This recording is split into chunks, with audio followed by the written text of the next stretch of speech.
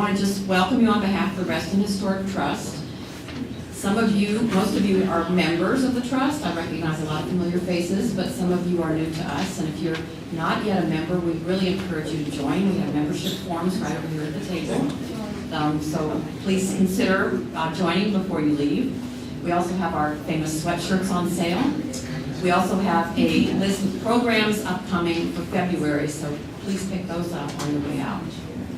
And also, I do want to mention one thing about Founders Day. We are asking for people to nominate young Restonians, people who have grown up in Reston and either live in Reston, still work in Reston, or give back to Reston in some way. We're going to try to recognize these people on Founders Day on the plaza on April the 5th. The idea being that this is sort of the next generation. These are the people who are going to take Reston forward for the next 50 years. So we have forms to nominate young Restonians also at the table. So, I should introduce myself. I'm Shelley Maester, and I'm the chair of the board of the Reston Historic Trust. And we have a number of board members here tonight. If you want to just raise your hand if you're on our board.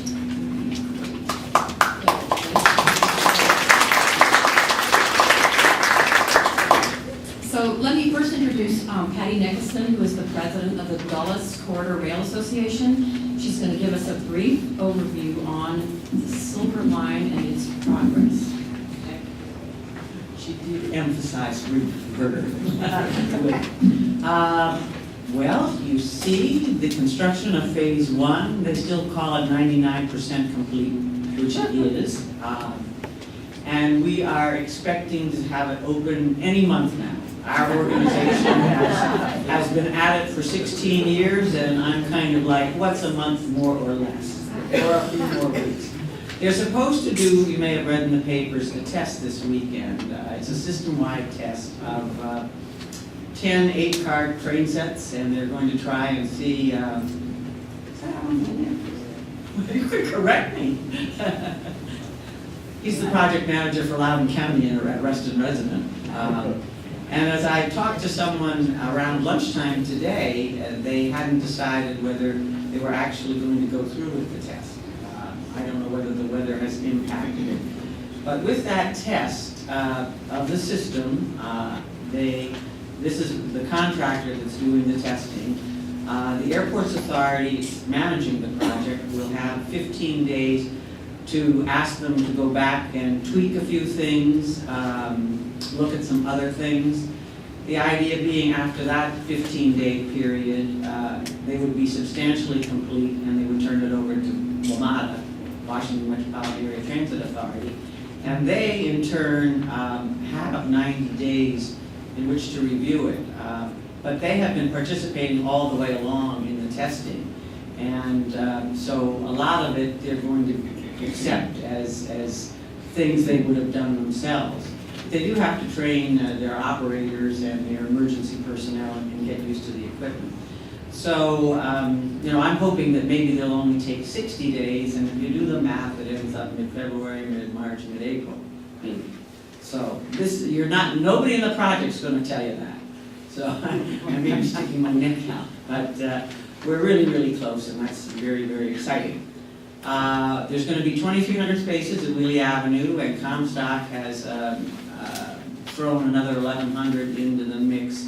There are no parking spaces, you may have read, officially in Tyson's Corner, but one of the developers down there, City Line, has contributed 700 spaces down by the McLean station, and I suspect we're going to see other private sector people jump in the breach and provide more parking spaces in Tyson's. They have worked out the feeder bus system.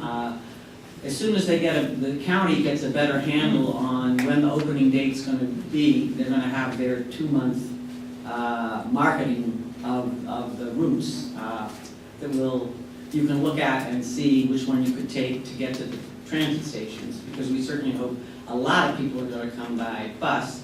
And then, of course, they have a couple of 100-space bicycle parking, covered parking at the Wheelie Avenue station. So that's going to be great. We're right on the W&OD trail, and we have a great bike system here, so we're hoping that a lot of people will take bikes to the metro station. Phase 2, you may have seen, they're doing some geotechnical work underway. They're going to start construction fairly soon in the new year. I've been told they're going to start at the airport and probably work out at both ends.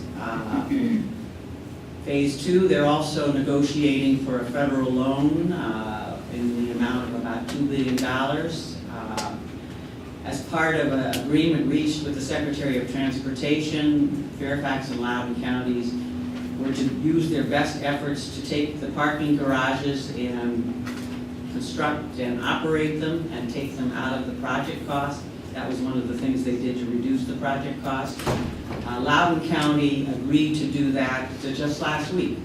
They told their staff that they thought they had gotten some very good private sector proposals to take over the parking garages in Loudoun. There'll be 3 out there. And so that's good news. They will be able to participate in this TIFIA loan grant. Fairfax County will also. They have had lots of experience in parking, so they are going to take over the Herndon garage and the one out of Route 28, similar to what they've done here at Wheelie Avenue. And they will build and construct and have WMATA do the fare collecting, but also operate them. So that's the parking in Phase 2. The schedule for that is substantial completion by mid-2018 and then in operation by the end of 2018. So that's a brief update of where we are, and I'm looking forward to hearing the artistic side of it. Thank you.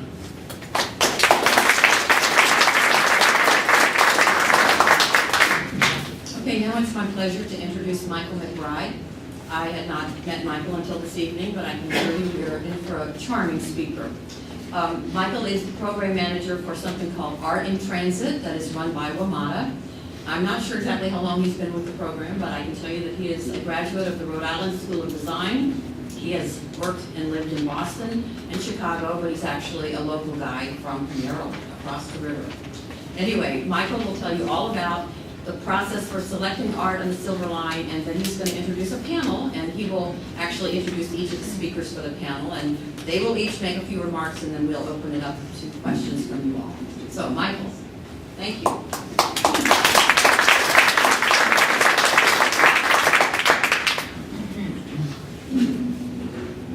I can't believe it, there's Bob Simon, the legend.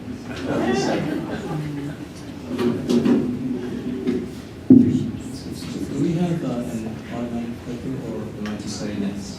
Thank you. This is a wonderful facility that you have. When I called Shelley and Susan earlier, or actually it was yesterday, I sent them an email about 5 in the morning and said, do you think that we're going to go forward with the presentation? And their response was, you don't know how communicative we think. So thank you all for coming out, particularly given the weather.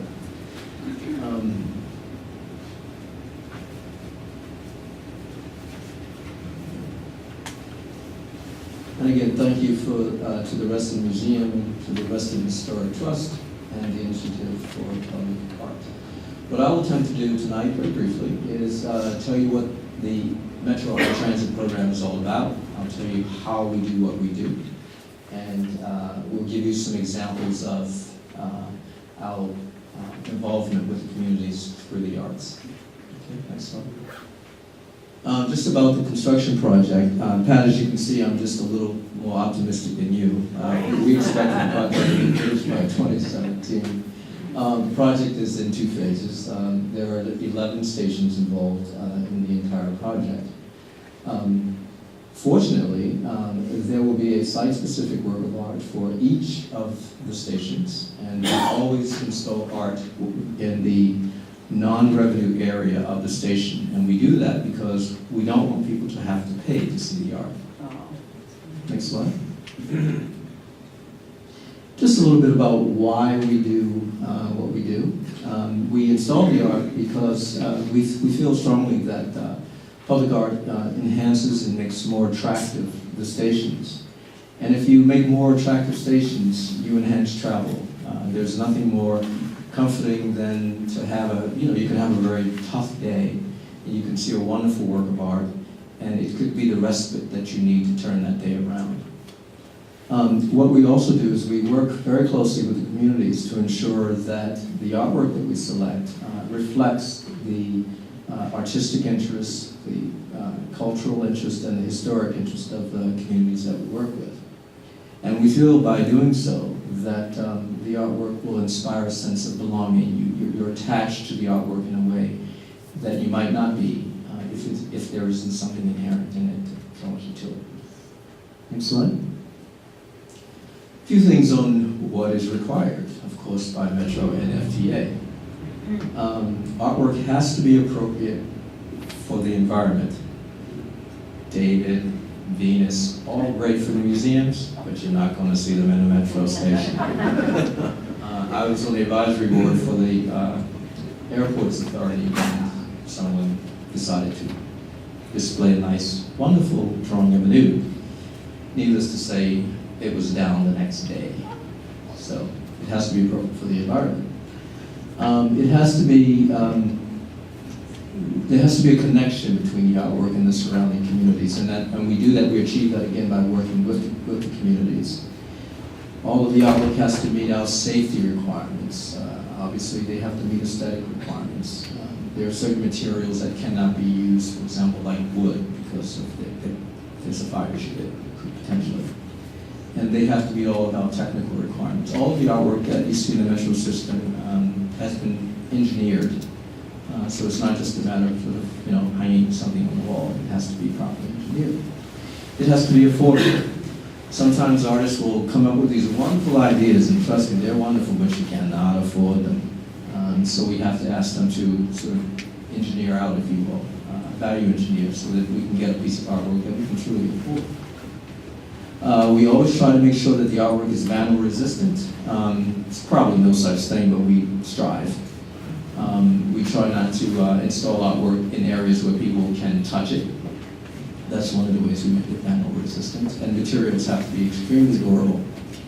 And the artwork has to be easy to maintain. The last thing anybody wants to do, let me rephrase it. The last thing the plant department wants to do is maintain a piece of artwork and something else broken that moves trays. So we have to be realistic about our goals for artwork. Next slide. Very briefly, for the two calls that we put out, we received about 670 responses to the calls. We organized two panels, one for phase one, one for phase two.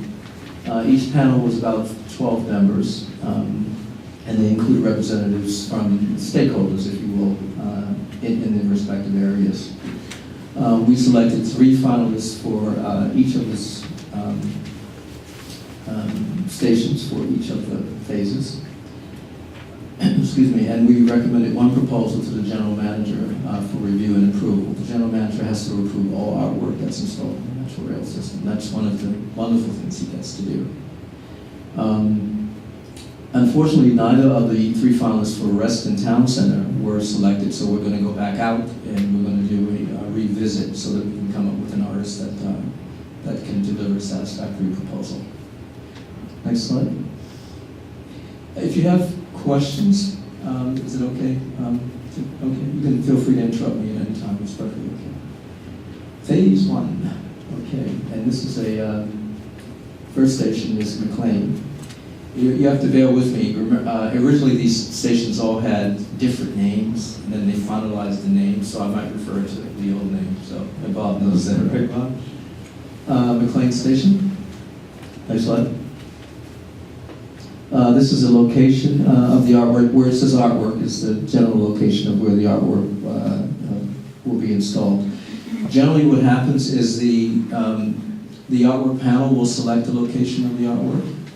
And once again, it has to be in a non-revenue area. Next slide. This is the artist selected for this particular station. His name is Martin Dunlin, and Martin is from the UK. He does obviously very, very large scale glass pieces. You can see the height of this. That's a door right there, so you can imagine how tall that piece is. This is a bridge. What Martin does is he actually does, it's a sort of a more contemporary treatment, if you will, a process for stained glass. Basically, it's laminated film. It's film laminated within laminated glass, so it's extra sturdy. No issues with color or anything like that in terms of flavor. He's a wonderful artist. Excellent. This is what Martin has proposed for the station. This is a 2-story high work of art, as you can see. This is the first story, and you can see, I'm sorry, this is first, this is second story. This here, we had thought that we would be able to put some pieces around the station, but unfortunately, through cost engineering, that sort of had to drop out. An interesting tidbit, if you will, about the Phase 1 project is that we did not select any Virginia artists. I know I shouldn't bring that up, but I will. We tried very, very, very hard to select a Virginia-based artist, but we just couldn't, and we went around and around and around and around. So what we did ultimately is we worked with the Poetry Society of Virginia, and we have incorporated poetry from Virginia-based artists in the Phase 1 projects. In one project, there's work by an emerging poet.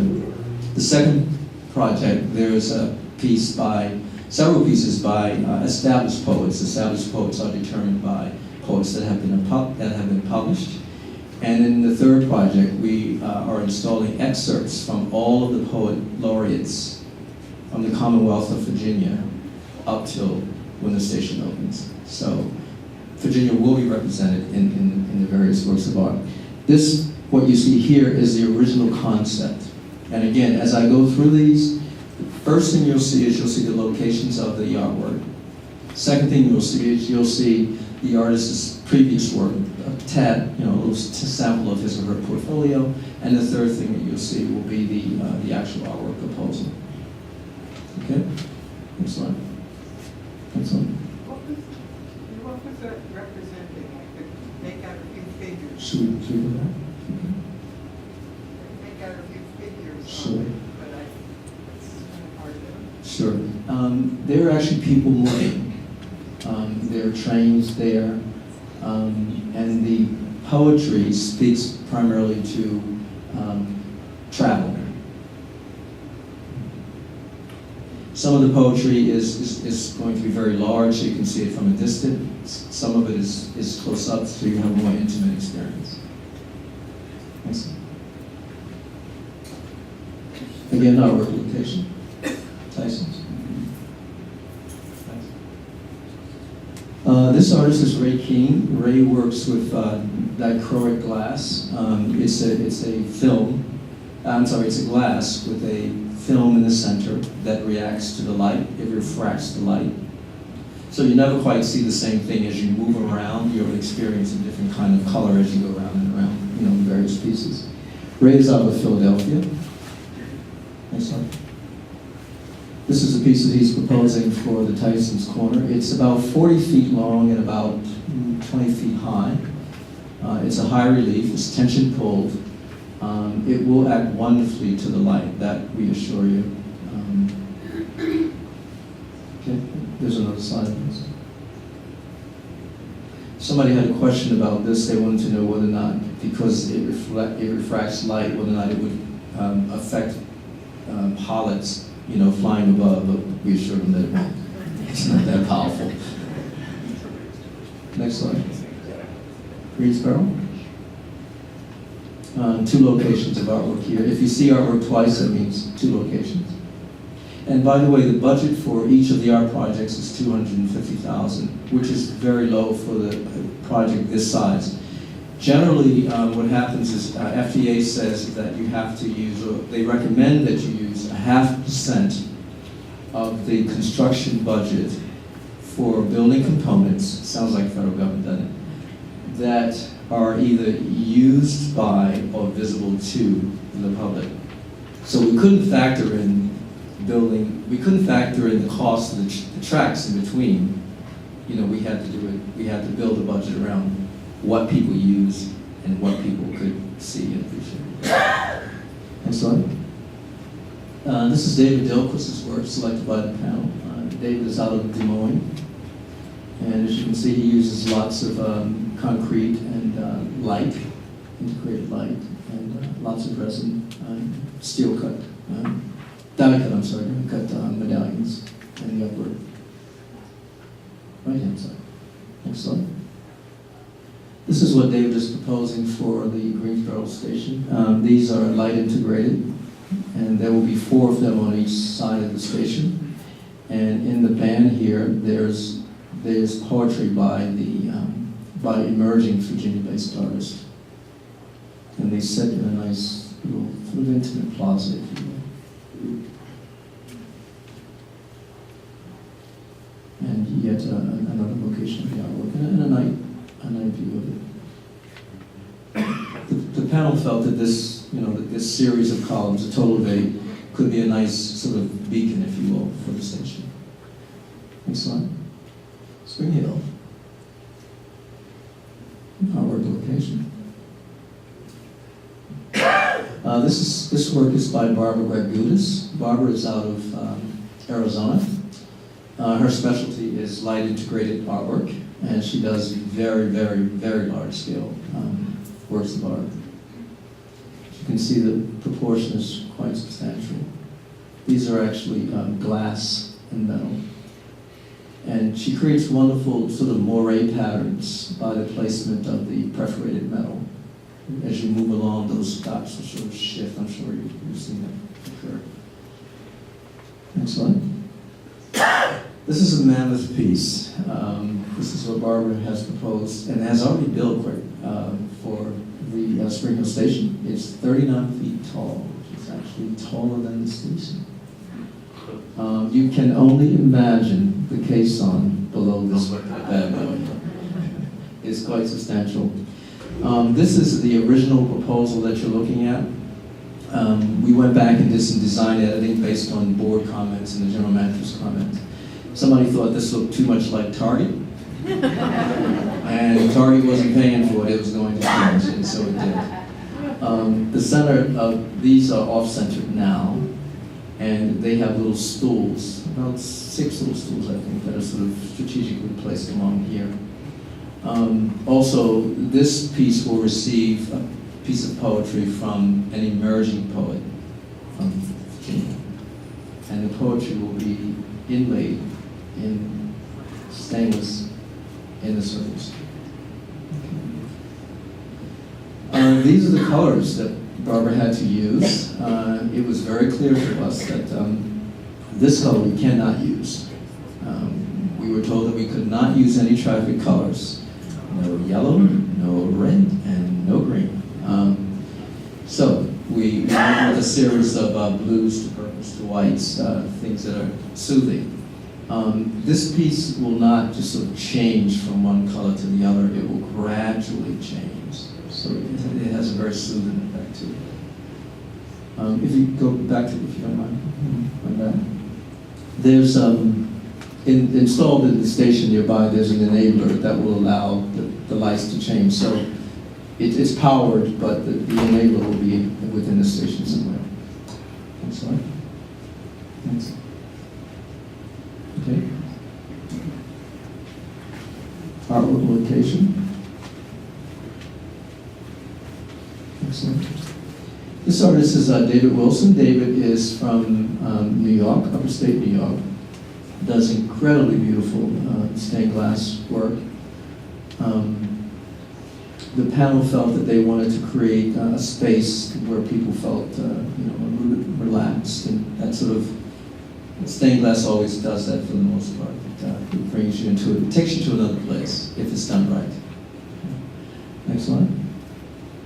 And this is what David has proposed. This is the original proposal. These are the openings of the pedestrian walkway. And so as you approach the walkway, this is what you'll see. Interestingly enough, the glass treatment is really reflective. It's mirrored, and it's colored. And it is a wonderful treatment. It's sort of iridescent. So what you see, you'll see yourself walking toward it, but you'll be in a different color. And if you move to the left or the right, the color will change once more. So it's very interactive in terms of how you use the space. The glass pieces, by the way, are being fabricated in Germany, In fact, they should be on a ship, I hope, right now. What's happening primarily with a lot of the artwork in phase one is because right now, the builders of the stations are concentrating on completing the station so that service can begin. And so you know that means for the artwork, it goes from here to here. And so, again, the thrust right now is getting the system up and running. Beauty will probably come a little later. So.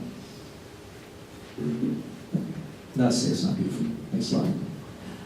Phase two. These are the proposals. Now this is going to require a real leap in your head, if you will, because what you're going to see are actual proposals for these stations. Innovation Center is the first station. And the proposed location is here. And there is a canopy here. Okay, next one. This artist, Brad Goldberg, is from Florida. He works in natural stone. He does some very impressive work. This is a library. The panel was very impressed with this thing here because what Brad has done here is on the roller. If you know printing technology, everything's sort of backwards. So when you roll it out, it's the right way. He was able to actually create everything backwards on this roller. We were so impressed with that. And then as it rolls out in the papers, it is correct. So quite nice. Lots of granite, various color, terrazzo, and this is called concrete. The panel selected him again because we liked what he did with massive forms, and we also liked his ability to transform an environment. I mean, you can imagine these sites without this artistic treatment. They'd be pretty boring, I think. Next slide. This is what he's proposing for the Innovation Center station. He's inspired by the sort of pixelated images, if you will. These are granite, various colors of granite, three different shades. The panel has asked him to go back in. We felt that this piece here looked too much like a carpet. So we're asking him to work with the contractors to score the concrete area around to make the piece look just a little bit more integrated. In addition to that, as you can see, he has several sort of stools sitting at the front, which would end up here. No way in Metro would that ever happen. So we're going to push the stools back. We can't have people sitting on the curb. Okay, and the piece will be downlit from the canopy. Next one. Hernan. Location of artwork. Next one. These two artists are from Florida, I believe. As you can see, the panel was very interested in this artist, these partners, if you will, because again, they created things that were massive in scale that actually, again, transformed the space itself, making the space much more unique and interesting. This piece here we thought was really interesting. It's, I think it's about 20 feet high, and it's covered with dog tags. And when the wind hits it, of course it doesn't go, it shimmers and it moves. What was really interesting about it, though, is that they actually, this was a fundraiser. They actually sold the dog. You could actually contribute. You'd get a dog tag, and the money went to the animal shelter. So it was a wonderful interactive piece. These pieces here are, movement activated, motion activated. So every time you go by, what you can see is very different. This piece here, as you can see, is also very, it is interactive. Okay, so we were looking for an interactive piece. Okay. And we got it. This is what the artists are proposing. Along the bridge here, they're proposing a series of bands. Those bands are a metal of sorts. We don't know exactly what the metal might be. But within the metal, there will be a word. We asked them to go back. They were going to just do random words. that's kind of nice, but as an experience, it's a word. So what we did is we asked them to go back and organize the words to construct sentences. So I'm not a grammar person, but I guess you have to have what, a noun, adjective, and a verb. There's what, a simple sentence, a complex sentences, and all that good stuff.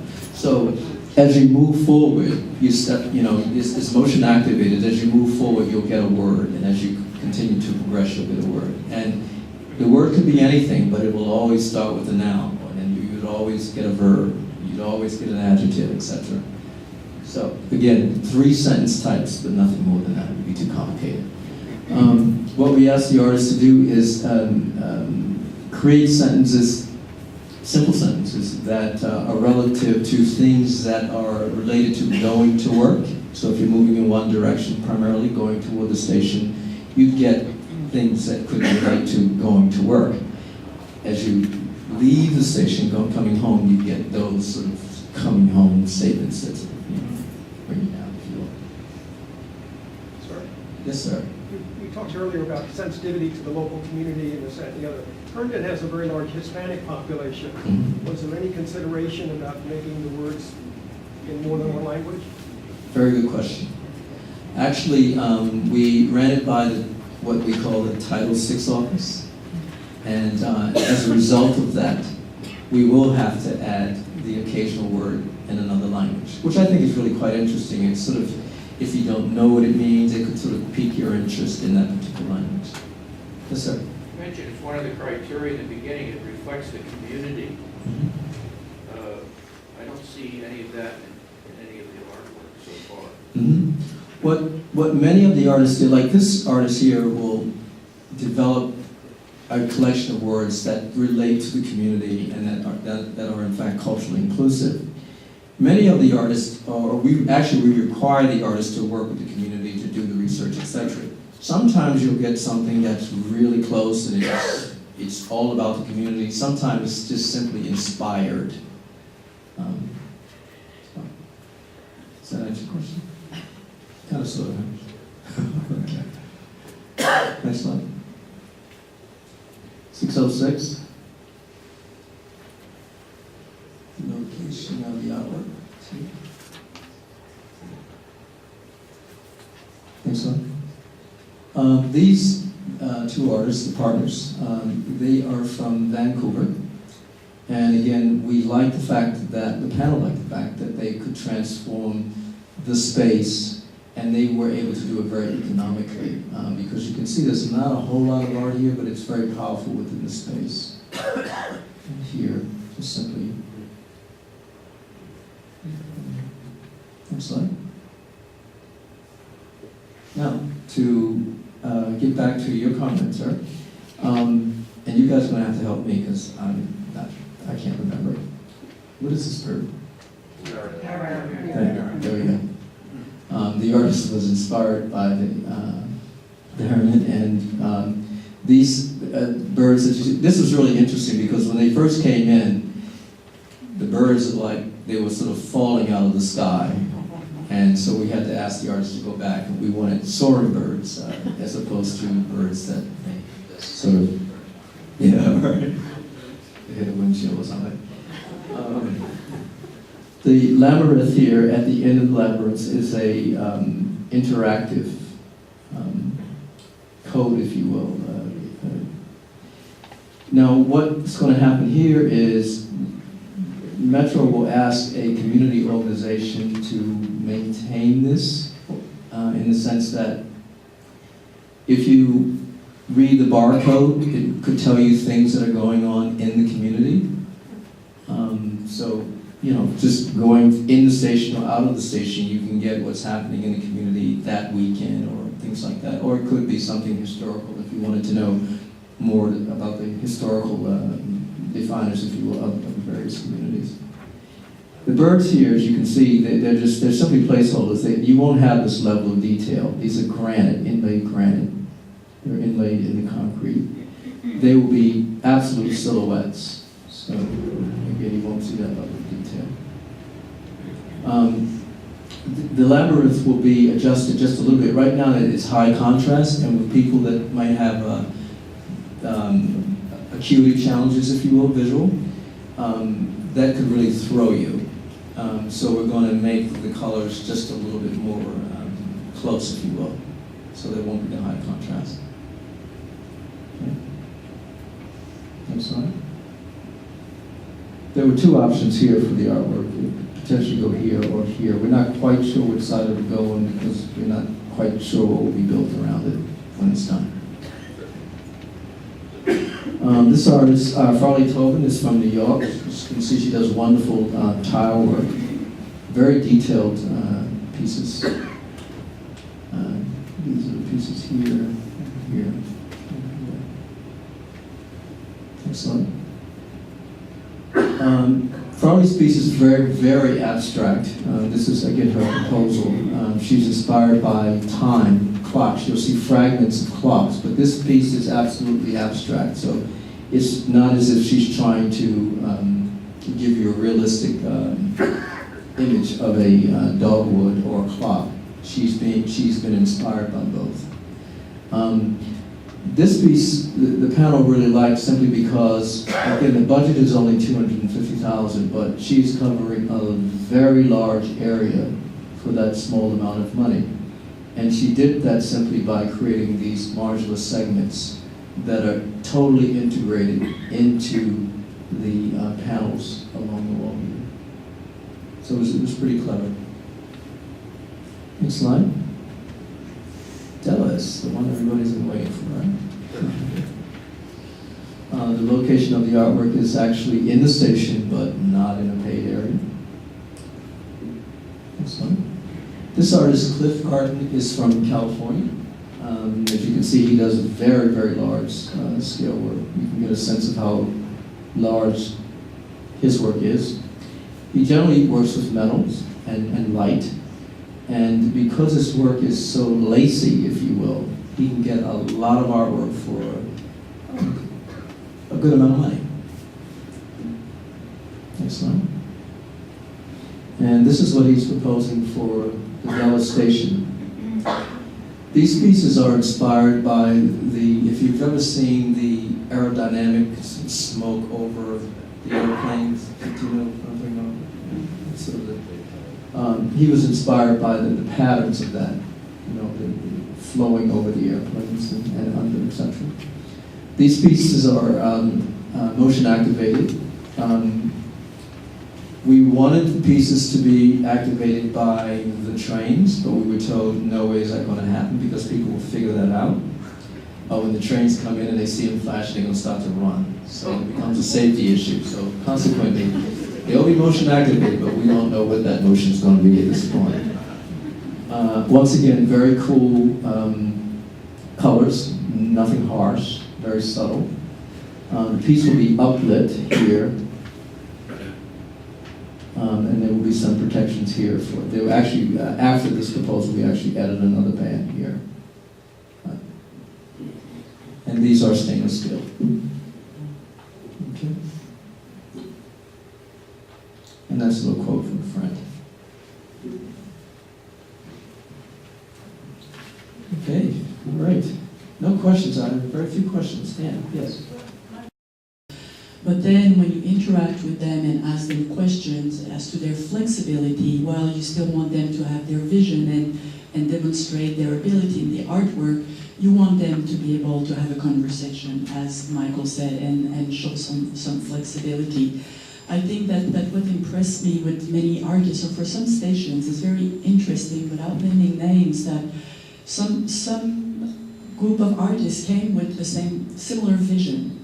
Whereas I think we were surprised, like Maggie mentioned, this team, Metz and where they had done tremendous research, but there was an understanding and trying to integrate that into the work and hopefully have this a dialogue with the community or the people who will use that station. So I think that when we met artists who had that sensibility, that awareness, that interest, whether it's in the community, in the nature, the technology, all issues that were addressed, or the history, I think we felt that immediately and felt they were the right people for the project.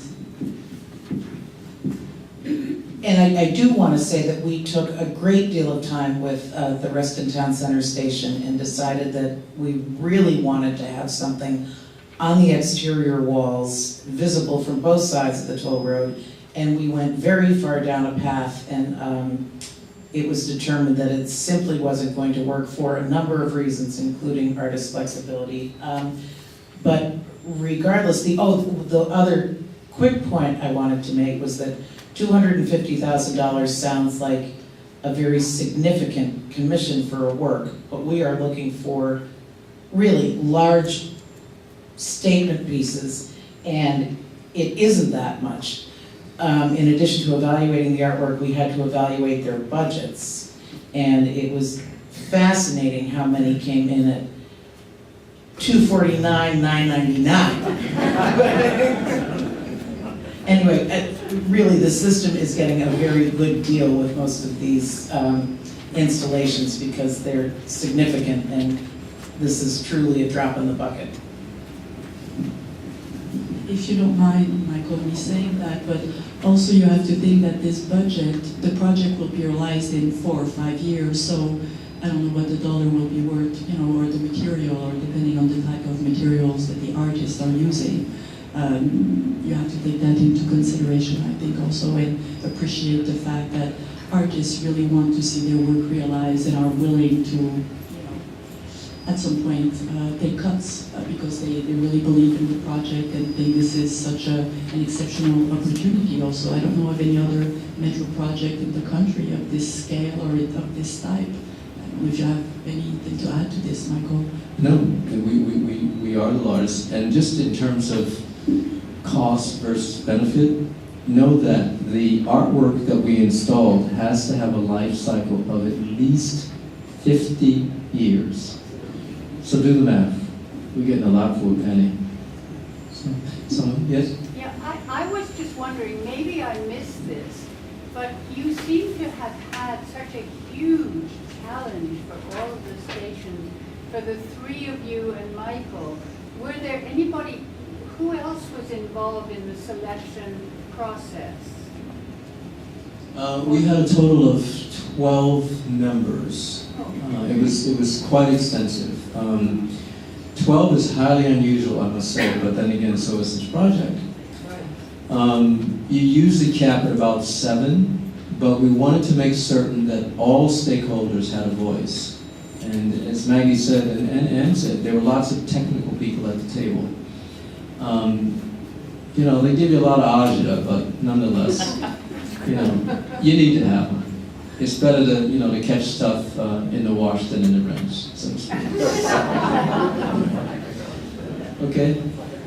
So since we were talking about the budget, I thought it was very interesting, and I'm not sure everyone realizes when you see a budget of $250, the artist is typically getting about 20% of that.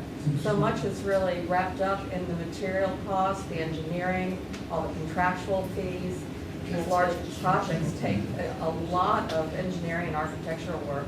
So the artist isn't getting that $250. And you think that they spend a couple of years working on the piece. So it's not as big a budget as it sounds.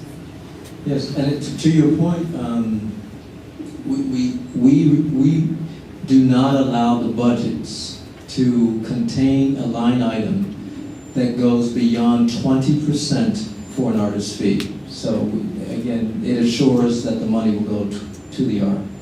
Yes? I was just curious as to how many of these pieces are going to be visible from the road, particularly, say, through Tyson's Corner, like from Route 7, or from 123, or, again, out here from the toll road.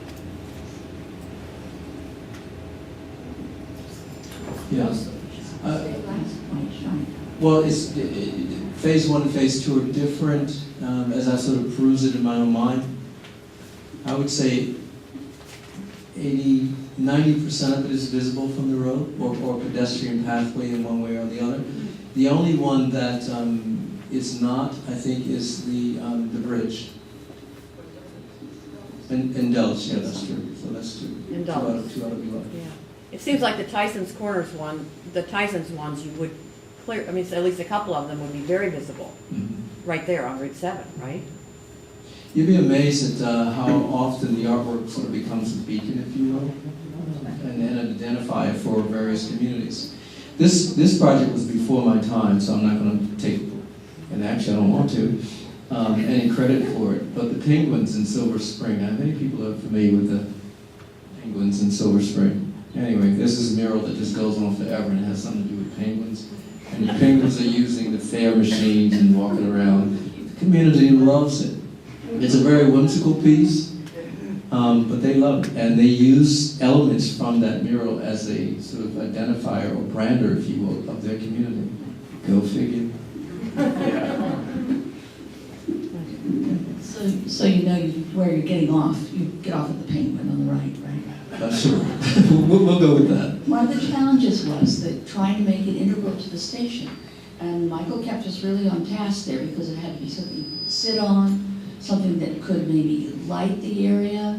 It had to be something practical, something you could walk on and or give information. It wasn't just for the beauty of it, but benches would be nice to have, but maybe not to trip on when you come off the escalators. I have to say that a lot of the Adventure stations are pretty ugly, a horrible orange brick, but our efforts will make them a little more beautiful. Well, thank you. There are no architects here, right? Yes, sir. WMATA has, a large impact on Reston. Our community has a very high use of Metro bus, and I'm certain that we'll use Metro rail in the future. But to what extent can the process that was utilized here for rail be implemented in our community and others at the Metro bus stations and little shelters, and how can our community get involved with that? How can IPAR move work going forward with you on those types of projects? Andy, you want to?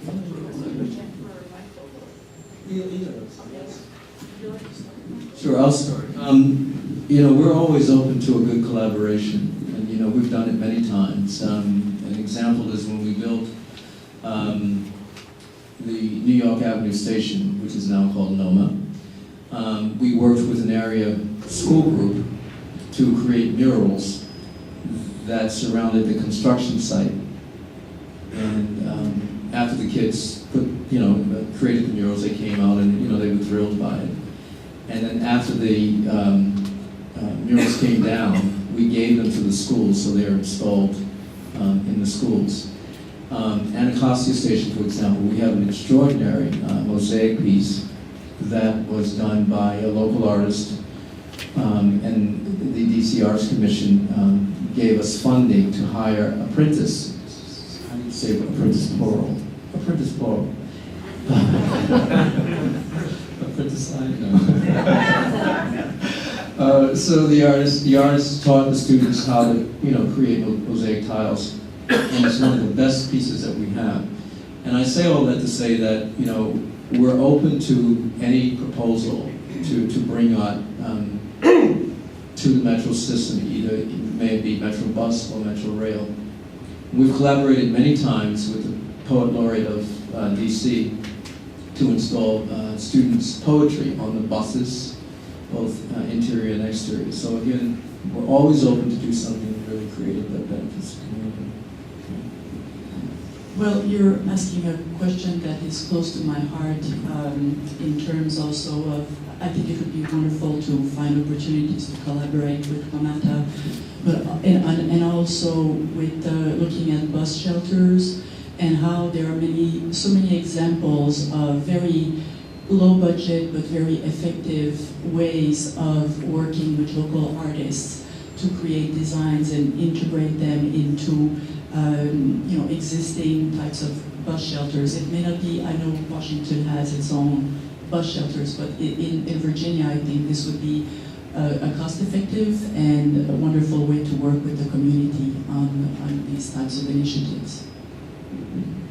The other part of it, I think, and if we have another Metro person here, but if I'm not, who's actually working on designing some shelters. Tiffany Locklear is an architect with Metro. But many of the shelters that are used by Metro are actually owned by the jurisdictions, is that the case? Yes. Okay. If it's on our property, it's usually ours, but if it's on public streets or public ways, it's usually the jurisdictions. So, yeah. But we would certainly, lend whatever resources are available to us to assist. Yes, sir? I noticed many of the artwork uses light in very creative ways.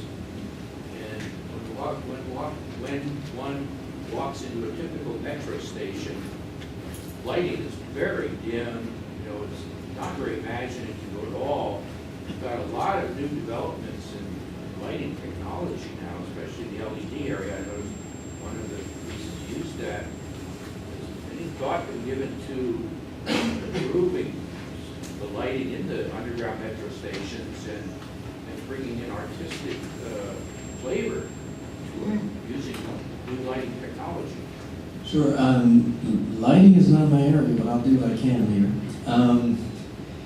The lighting system that's in the metro system now was part of the original design concept. And one of the things that Harry Weiss wanted to do was to create an environment that calmed people. And obviously one of the ways you do that is with very light, soft, low, soft light. Times have changed. The population's aging, and people need more light. And I think you'll find that Metro is working very hard with several pilot initiatives to explore what the best solution might be. Dim light can be rather threatening too. It's not just a question of vision, but a feeling of security and safety and sort of openness. I think in that's somewhat artistic, I guess. But there's various factors in there. Yeah. Well, I think, obviously your concerns are very valid. And as I said, Metro is exploring ways to address that because the concerns are many. Very many people have the same concern that you have. Okay. I would like to add something to Joe's point. I was preparing for this evening. I went back to the public art master plan for Reston, and I cannot take any credit for it, so that's why I can talk about it.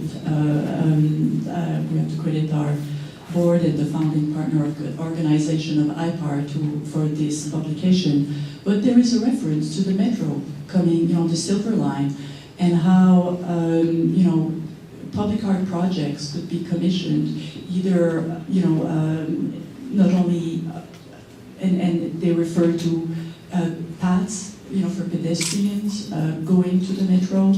And I think there are so many opportunities there that have been already planned or identified in the public art master plan. But I would like to mention, as this is the only example I know currently, is the site at the really Reston East metro station and the efforts of Comstock to even create temporary artwork while the site is under construction and when the station will be open. So I think this is very exciting and showing the way to other projects, similar projects. And I don't know if Maggie wants to add something, but I think that's also very exciting. Any other questions? Yes, sir. I get the impression that the public's been excluded from the selection of the art. You've got stakeholders who pick the final three pieces of art, and then some station manager or somebody picks the final work. Who picked the final piece? What happens is the panel is comprised of people who represent the community. There are arts professionals, there are community leaders, there are business leaders, so on and so forth. It's a good mix, and then there are also the technical people who have to be a part of the panel. The panel will make a recommendation to the general manager. That's the Metro process. And the panel will generally say, of the three, this is the one we want. And knock on wood, that's what has happened. He has supported the recommendations of the panel. And again, the panel representing the respective communities. So is there any consideration to have the public vote on the art?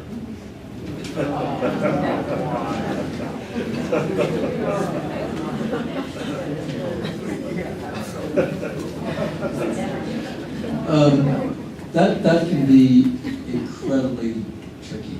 So,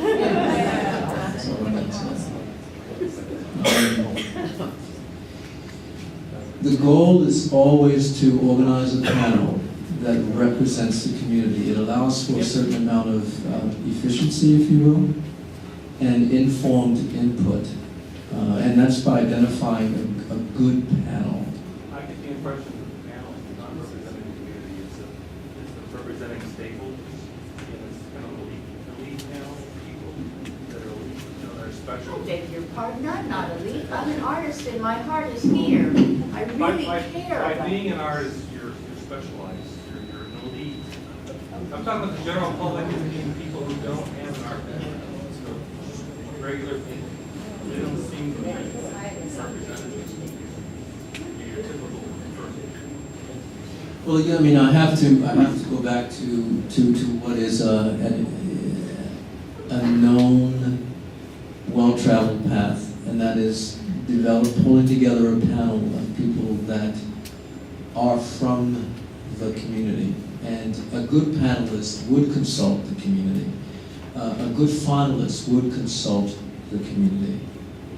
That's generally how public art is selected.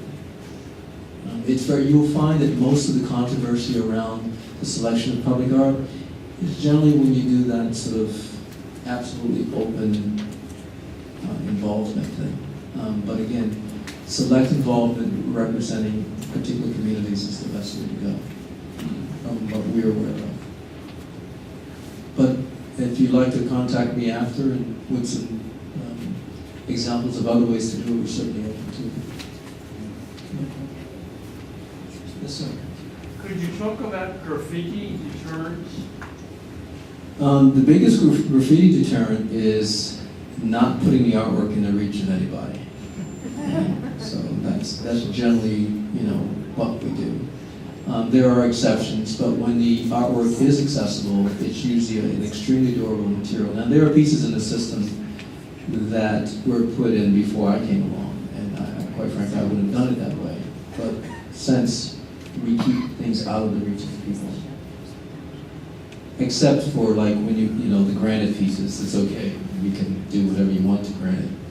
Hopefully people don't graffiti it, but it's very durable.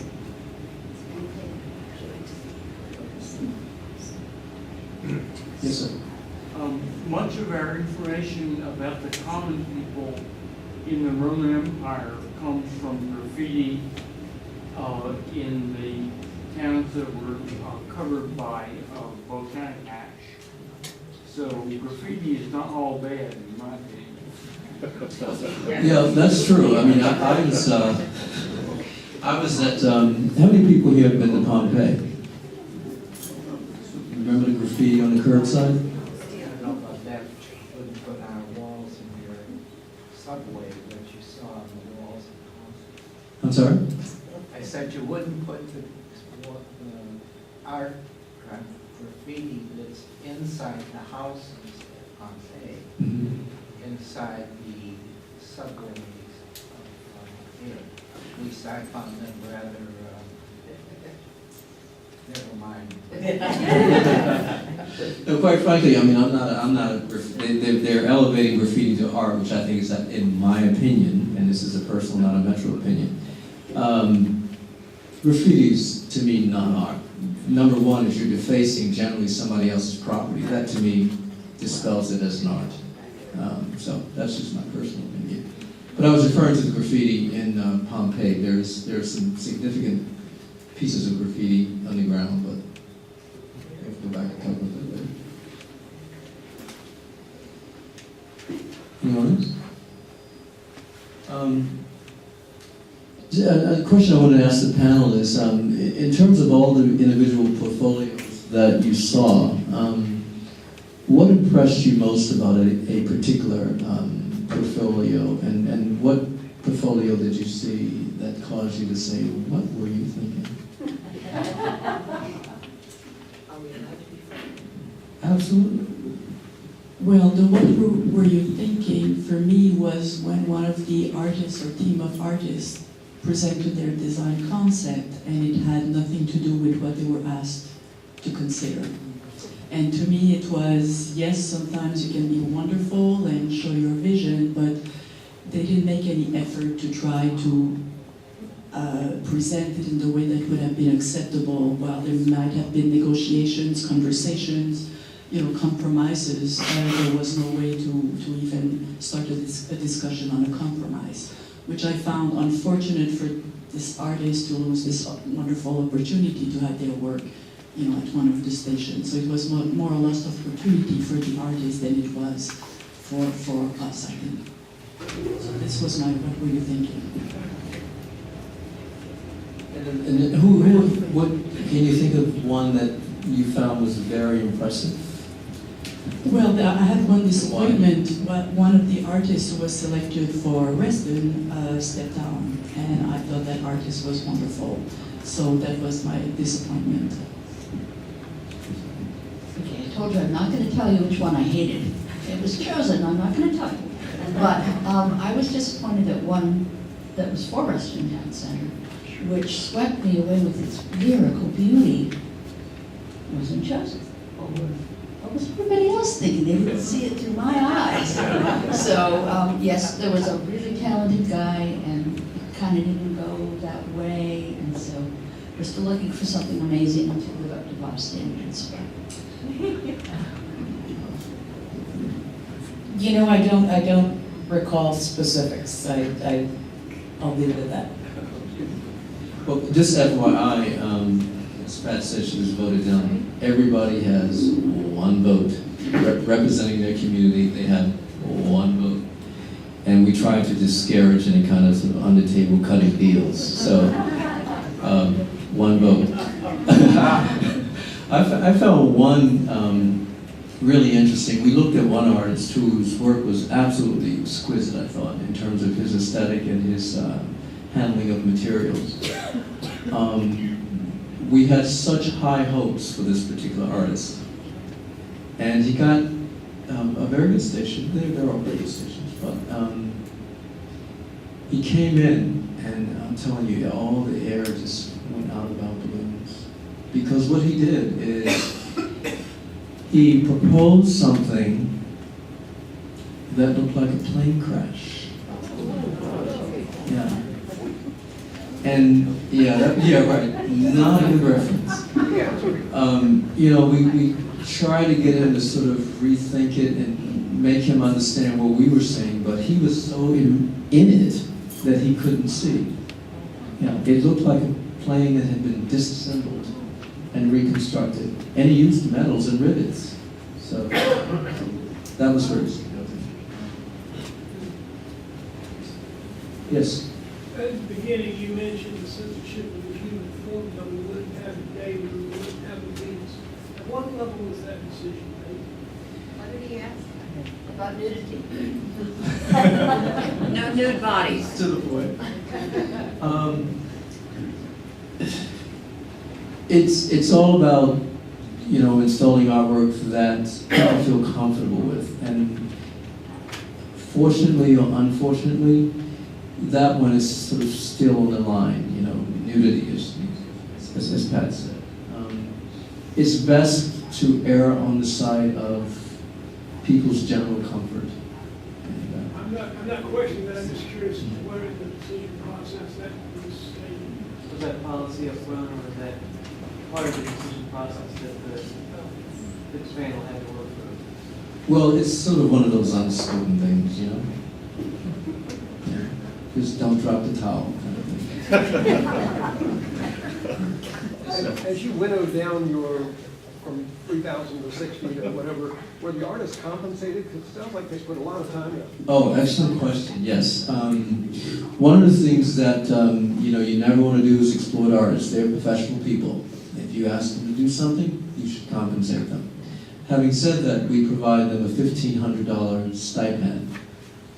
It's an all-inclusive stipend. Now, it's not a whole lot of money. Some people, one artist, for example, was from the UK. He had to fly here on that $1,500. Finalist, just finalist. Yes. So it's 3 per station. Yeah. Yes, sir.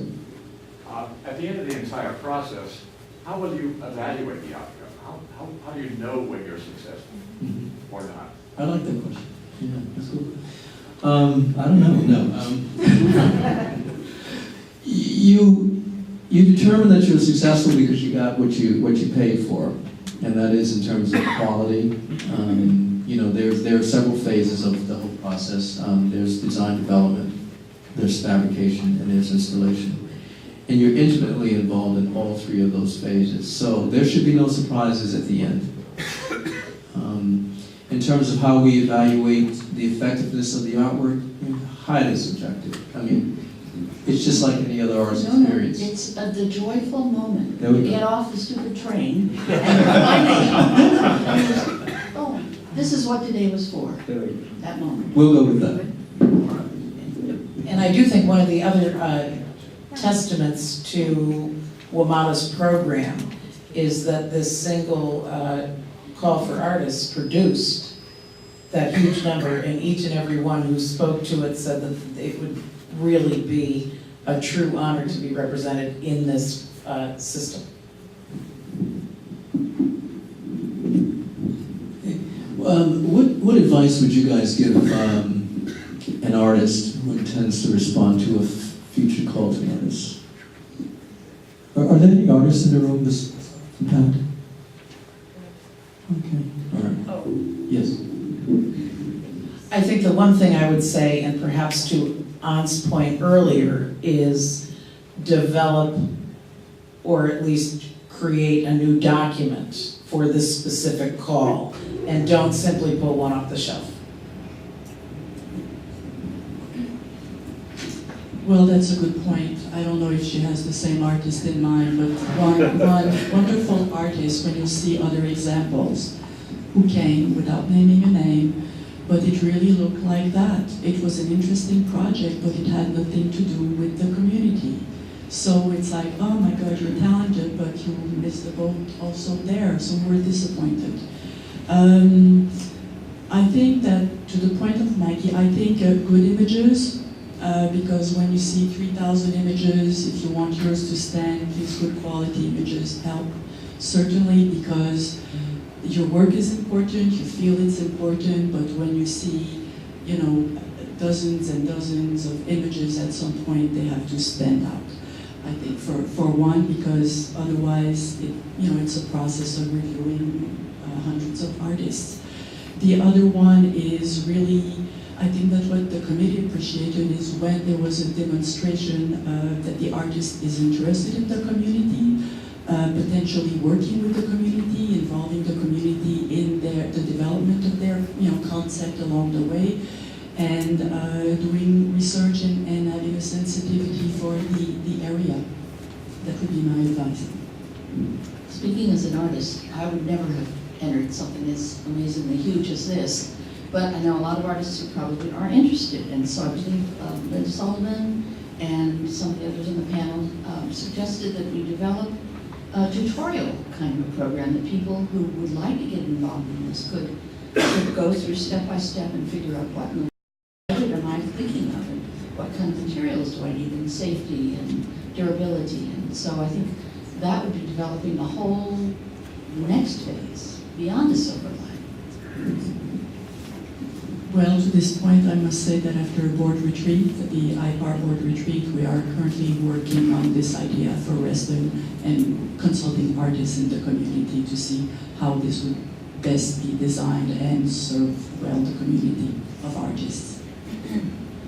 I think one of the interesting things that I found, because fortunately or unfortunately, all of the calls came into my office. And so luckily I had a student intern, who was wonderful. We had to open the files. You would not believe how many artists submitted packages, and there was nothing there. You put the CD in, or the flash in, or whatever, and nothing. Nothing. And some said, the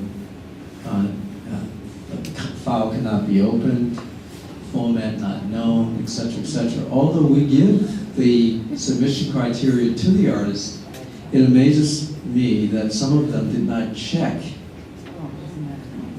their media before they sent them on to us. So that would be my advice. Check your submission before you put it in the mail. Linda. Linda Sullivan, did you observe anything that an artist needs to know to succeed at the process? You know, that hasn't already been said. You know, I think it's really deflating, as someone said, when an artist comes in and it becomes apparent that they haven't done any homework, that they haven't, you know, researched the community, they know nothing, or they announce that they know nothing about the community. That, you know, that was, you know, surprisingly came from a Virginia artist, you know, which was really disappointing. Yeah, I think, you know, you have to do your homework, you have to take it seriously, you have to double check everything. It's nothing you slough off. These are huge projects, and everyone else is taking it seriously, so. Thank you. I have one final question from me, and certainly you guys can continue to ask questions. But with our society so sort of inundated and engaged by new and emerging media, how do you see new media affecting public art in the future?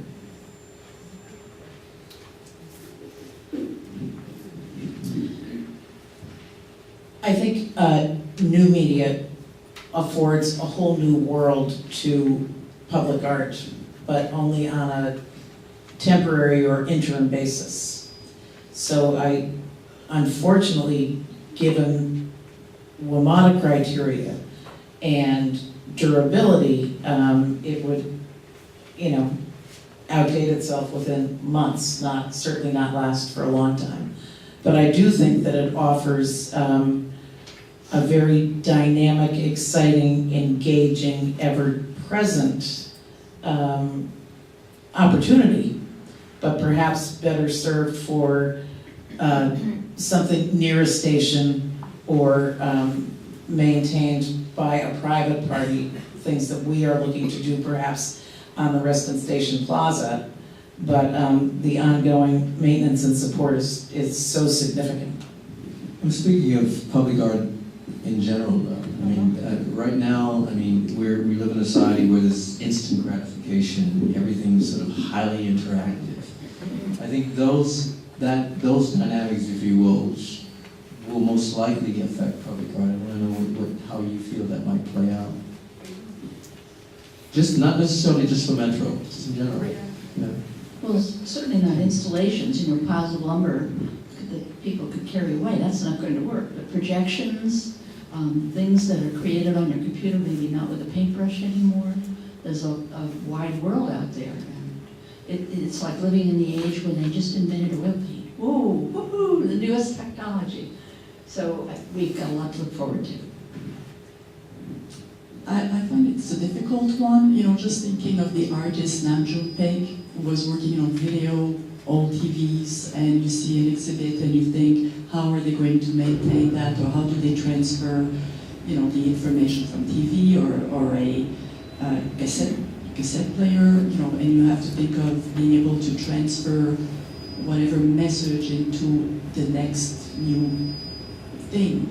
But at the same time, I think sometimes an artist chooses one medium over another for artistic reasons. So I find it challenging. I don't know for how long, you know, I have in my mind projects that involve technology, but they seem to be private projects. So how long are they going to be able to maintain them? And how long are they going to keep their freshness also, I think? Because a lot of it has to do with elements of surprises, interaction, but do you get to know all the tricks? I don't know.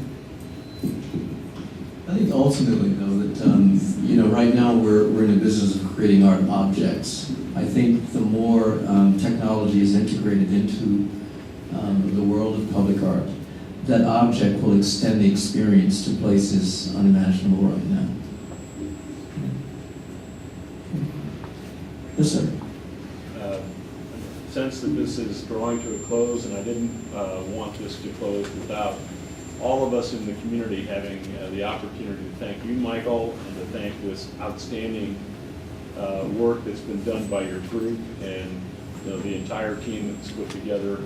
I know it involved hundreds of hours, and there's still work yet to be done.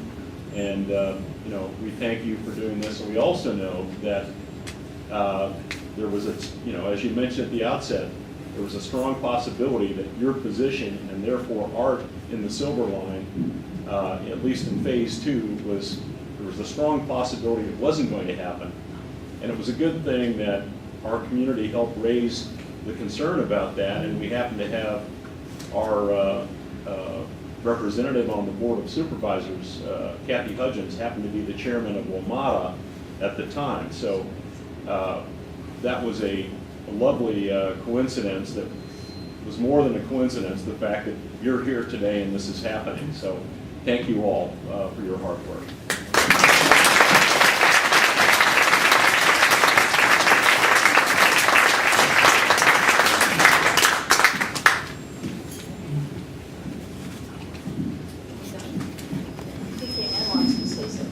Well, I would like to acknowledge Joe Ritchie, who is the president and founder of the Initiative for Public Art Reston, was just speaking. Thank you very much.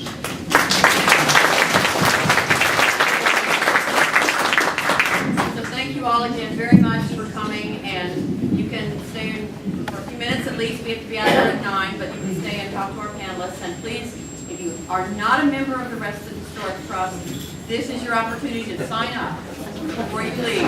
Thank you.